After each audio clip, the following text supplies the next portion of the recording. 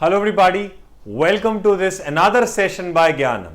I am Piyush Sardana, your budding English language teacher. Guys, we all know that we are to the innovative series of the English part and of course the other subjects too. I'm going to talk about the English one only right now. Idioms and phrases. पता नहीं कितने idioms और phrases आपने याद कर लिए हैं, कितनी सारी चीजें क्रैम कर चुके हैं. आंसर एक ही, क्या वहां पर आकर भूल जाता है. एंड हो ना हो, व्हाई नॉट, जब जीके भी याद करनी है, क्वांट्स के फॉर्मूला भी याद करने हैं, रीजनिंग की ट्रिक्स भी याद करनी है, तो ये इंग्लिश का रट्टे वाला पार्ट तो याद करना ही पड़ेगा. But guys, there is a point over here. The moment you talk about any kind of an idiom, you talk about any kind of a phrase followed by any kind of vocab including the synonyms, the antonyms and the one word substitution, right? I'm going to talk about all these things apart from one word because one word is more like GK. आपको reasoning जैसे आपको आती है, right? GK में you have got bio, you got law, ये सब questions आ सकते हैं, इकोनॉमिक्स से आ सकते हैं. वही तो वन वर्ड सब्स्टिट्यूशन बन गया. Yes my friends, now when you talk about one word substitution, अब तो वो डायरेक्ट आ जाते हैं. What is bigamy, what is affidavit, ऐसे टर्म्स भी आती हैं. तो क्या समझे यहां से, आपकी जीके वीकेंड नहीं. पॉइंट इज जीके इतनी वास्ट है कि you can not cram all. सब कुछ तो नहीं हो सकता because apart from this eventually है तो ये ह्यूमन माइंड ही. आप अगर ईडियम फ्रेजेस देखो, आप कहोगे क्या नया है इसमें. हाँ, कुछ नया नहीं है. पॉइंट इज अगर आप ईडियम फ्रेजेस याद करते हो गाइस, वो मुश्किल होता है, पर अगर आप उसको सेंटेंस में एज एन एग्जाम्पल पोर्ट्रे कर लेते हो, I must say one thing, you have got something to cheer about. So this exercise is all about how do you deal with the idioms and phrases. Now this includes the sentences too, so mind this out. We're going to just cover this part as beautifully as possible in order to get us on track. So I'm going to start with the idiom followed by the meaning, then the example, which is of course the sentences, right? So without wasting much time, there we go with the first one. In for a penny, in for a pound. थोड़ा सा explain करता हूं, पहले meaning बताता हूं फिर explanation देता रहूंगा. कोई पर्सन इंटेंशनली इन्वेस्ट कर रहा है अपना टाइम या पैसा किसी टास्क और प्रोजेक्ट के लिए. मतलब वो छोटे छोटे सिक्के, पेनी भी खर्च होगी तब भी मैं हूं. इन फॉर मतलब काउंट में इन, मुझे काउंट कर लेना, मैं हूं मदद के लिए अवेलेबल. पाउंड चाहिए होगा तब भी मैं हूं. मतलब इस चीज के पीछे तो मैं दिलो दिमाग से पड़ गया हूं. आपको जरूरत पड़े पेनी की तो मेरे पास आए, आपको पाउंड की पड़े मेरे पास आए, तो ये वो हुआ. अब कहता है एग्जाम्पल, जब जो बीमार था, जिम जो था वो पेनी के लिए भी था और पाउंड के लिए भी था. That is how much dedicated he was. इतना डेडिकेशन जो उसने शो किया है. He was in for Penney, he was in for pound, both were available. तो उसके बिहाफ पे ये काम हो रहा है. तो ये आपको पता लग गया होगा what do you mean by in for a penny and in for a pound, right जी? ये कॉन्सेप्ट समझ आया? So that someone is intentionally investing his time or money, it is more about the contribution rather than time or money. It is more about the contribution as a whole for a particular project or task. Example, when Joe was ill, Jim was in for a penny and in for a pound. That is how much dedicated he was. समझ आया? There we go to the next part of it. Let us see what we have in store over here. A bird in the hand is better than two in the bush. Or you must have heard.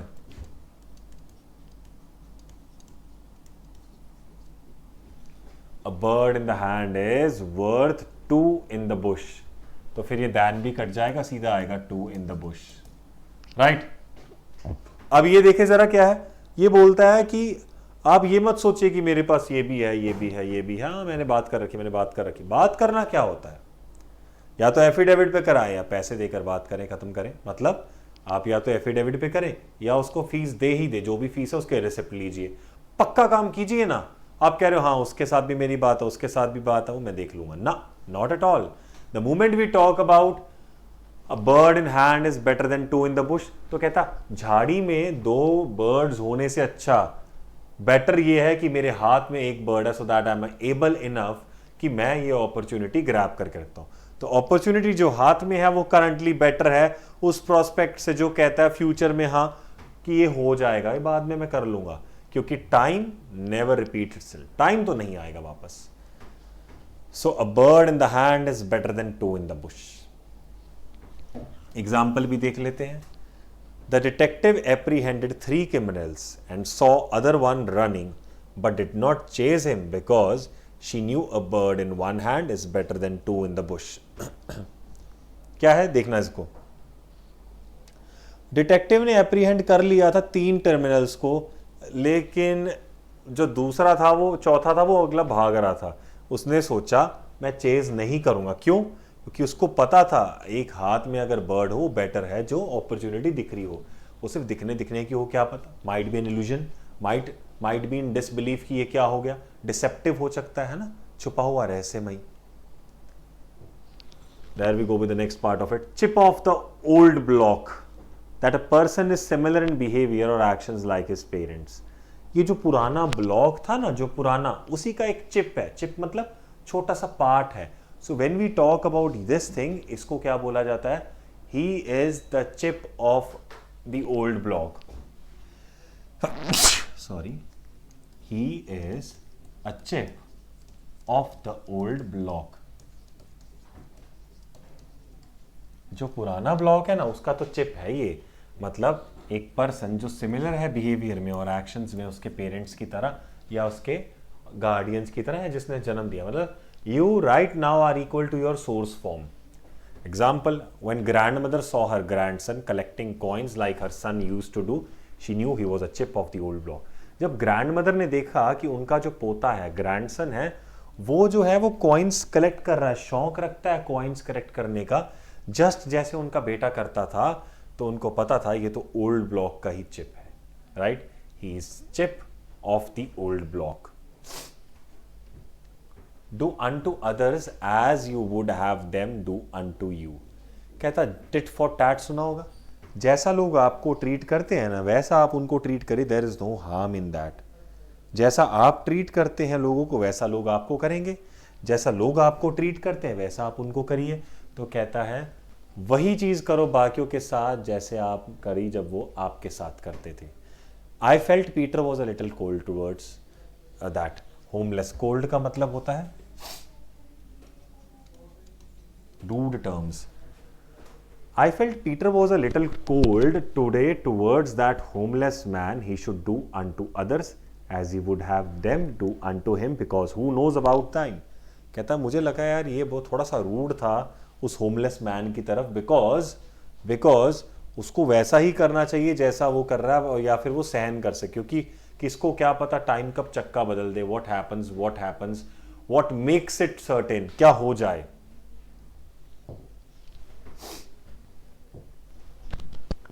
Do not cry over spilt milk. जो दूध गिर गया है उस पे तो ना रोए। Meaning don't cry over what has happened as it can not be fix. आपको नहीं रोना है उस पे जो हो गया है। जब दूध डुल गया है तो आप क्या कर लेंगे? ज़्यादा से ज़्यादा बिल्ली आएगी उसको चाट जाएगी, उसका भला हो जाएगा। You can't do anything over there. Don't cry over spilt milk का मतलब क्या हो गया? Don't cry over what has happened as it can not be fixed. Example, Walter failed his examination, but his dad came and said just one thing, son, don't cry over spilt milk. अब देखो जरा इसका मतलब क्या हुआ? आपको रोना नहीं है जो हो गया है, क्योंकि वो फिक्स नहीं हो सकता है। राइट, वॉल्टर फेल हो गया एग्जामिनेशन में, कि उसके डैड आए और कहा एक ही चीज, आप क्राई मत कीजिए स्पिल्ट मिल्क पे। विच मीन्स जो पर्सन एग्जामिनेशन में फेल हो गया उसके डैड आए, उन्होंने बोला कि जो हो गया हो गया। There is no point crying on the lost soul. जो चला ही गया उसके बारे में क्या रोना। Every cloud has a silver lining. ये अच्छा है, काफी रिपीट भी होता है एग्जाम में। थोड़ा सा फोकस इस पे रखेंगे तो it would be better for you. Right, एक बार देखते हैं। कहता है bad things one day eventually lead to good things. देखो क्राउड की सिल्वर लाइनिंग तो आएगी जहां पर वो एंड होगा ना। जरूरी नहीं सारा काला ही दिखेगा, एक रे ऑफ होप भी दिखेगी। तो क्या कहता है, बैड थिंग्स एक दिन तो जाएंगी और गुड थिंग्स तो आएंगी। एक दिन तो ऐसा आएगा, ये नहीं है आपकी पूरी लाइफ ऐसे जाएगी। Example, see, yesterday you were so morose as your phone was stolen, but look at you today. You got a promotion. Is it rightly said that every cloud has a silver lining? क्या बोला? कहता ये कल तो आप इतने ज़्यादा नाराज़ हो गए थे, आपका फ़ोन स्टोल हो गया था, मतलब चोरी हो गया था, लेकिन आज देखो आपके पास प्रमोशन आ गया. क्या सही नहीं किया गया है? Every cloud has a silver lining. दिन तो ढलेगा, रात तो बीतेगी बीतेगी, सुबह किरण तो आएगी सूरज की. राइट? रात तो बीतेगी बीतेगी, जो मर्जी हो जाए, सूरज तो आएगा ही आएगा. लेट आए, तकलीफें देकर आए, that might be a story. This was the example. The meaning आपको पता लग गया है. Every cloud has a silver lining. अब ये देखो, beside your self with Joy. Joy तो आपको पता है क्या होता है, खुशी. बिसाइड क्या होता है? साथ में, बाजू में. आपके साथ साथ जॉय बैठा है, मतलब आप तो 24 घंटे हैप्पी ही रहते हैं, चाहे कोई केस क्यों ना आ जाए. You don't care about it. You remain happy all together when talking about this certain entity. Example, I can see that you are beside yourself with joy on being selected for the job. Congratulations. मैं देख सकता हूं आप तो Joy के साथ बैठे हो सिलेक्ट होने के बाद जॉब के लिए. Congratulations. तो ये हो गया आपके लिए एक तरह से इडियम का usage. Being beside yourself with joy on being selected था यहाँ. Fair and square. What exactly do you mean by the term fair? आप दिमाग लगाएंगे तो आपको ज्यादा पता लगेगा. फेयर का मतलब क्या होता है? सर बिल्कुल जो बराबर हो रहा हो. फेयर मतलब फेयर, ये तो आपने बिल्कुल फेयर किया, मतलब बिल्कुल ट्रांसपेरेंट किया. स्क्वायर क्या होता है? जिसकी चारों साइड्स क्या होती है? इक्वल होती है. Fair and square. फेयर मतलब बिल्कुल साफ किया, और स्क्वायर मतलब जो भी चीज आपको, जैसे एक स्क्वायर होता है ना, चारों साइड्स इक्वल वाला, आज तो भर के मिला है. ये थोड़ा सा बता देता हूं. एक वर्ड होता है स्क्वायर मील, मतलब पेट भर के खाना मिला. मील खाना हो गया. स्क्वायर बराबर होता है, आज तो पेट भर करके बराबर से खाया, which means a full meal. अगर मैं बात करूं स्क्वायर डील की,